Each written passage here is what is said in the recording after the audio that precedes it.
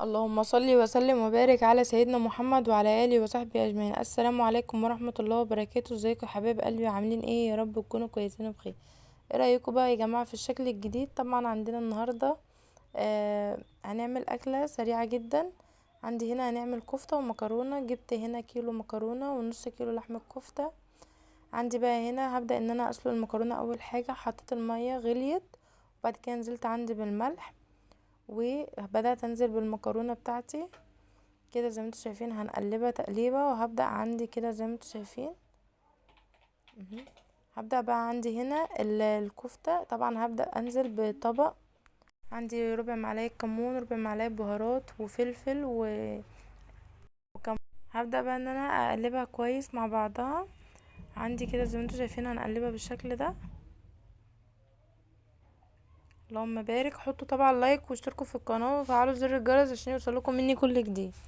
عندي بقى هنا بقلبها كده زي ما انتوا شايفين. بعد ما قلبتها كده زي ما انتوا شايفين كده، بدأت ان انا اجيب عندي الصينية اللي انا هعملها فيها، وهبدأ ان انا اصبحها كده اهو. طبعا انا جبت طبق حطيت فيه رشة بهارات، وبدأت ان انا اصبحها. بعمل كده زي ما انتوا شايفين بقى بالخطوات كده بالظبط. بجيب بحدد مقاس عشان يبقى كله شكل قد بعضه. وبعد كده ببدأ بقى ان انا عندي اخد حتة اللحمة وابدأ افردها على ببدأ افردها على على السيخ. حطوا لايك واشتركوا في القناة وفعلوا زر الجرس.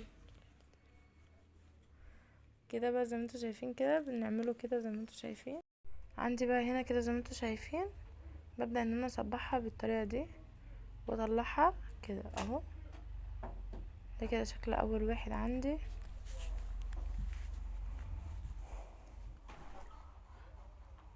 ببدأ برضو اخد حتة لحمة واحاول ان انا اخد اللحمة قد بعضها علشان خاطر الصوابع تطلع قد بعضها برضو.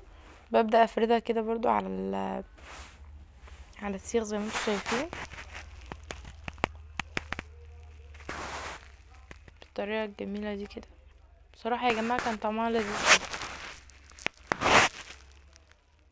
حطوا لايك واشتركوا في القناة وفعلوا زر الجرس عشان يوصلكم مني كل اللي انتوا عايزينه. وعندي بقى ببدأ ان انا اعملها بنفس الشكل ده كده اهو. اللهم بارك. صلوا على النبي يا جماعة، صلوا على النبي في الكومنتات. عندي بقى كده اهو زي ما انتوا شايفين ببدأ ان انا اعملهم بنفس الشكل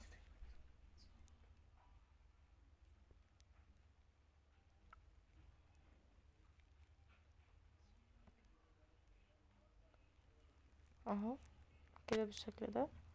بدأت ان انا ابدأ برضو اطلعه. هبدأ بقى اخلص باقي الكمية بتاعتي كلها، وبعد ما اخلصها هرجع لكم كده. بعد ما خلصت الكمية بتاعتي كده زي ما انتوا شايفين هبدأ بقى احطها على النار.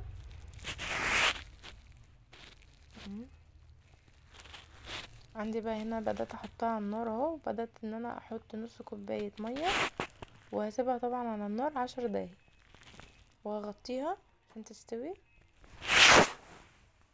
عندي بقى هنا المكرونة كده استوت. عندي هنا ديت الصلصة كنت مسبكاها وعندي في التلاجة. بدأت ان انا اسخنها، وطبعا هصفي المكرونة دلوقتي. بعد ما صفيت المكرونة بالشكل ده هبدأ بقى انزل عندي بالصلصة. وطبعا وانا بحط الصلصة على المكرونة كنت حاطة الكفتة في الفرن تاخد لون كده اهو زي ما انتوا شايفين. وده كان الشكل النهائي. يا رب تكون الحلقة بتاعت النهاردة عجبتكم. طبعا ما تنسوش تشتركوا في القناة وتفعلوا زر الجرس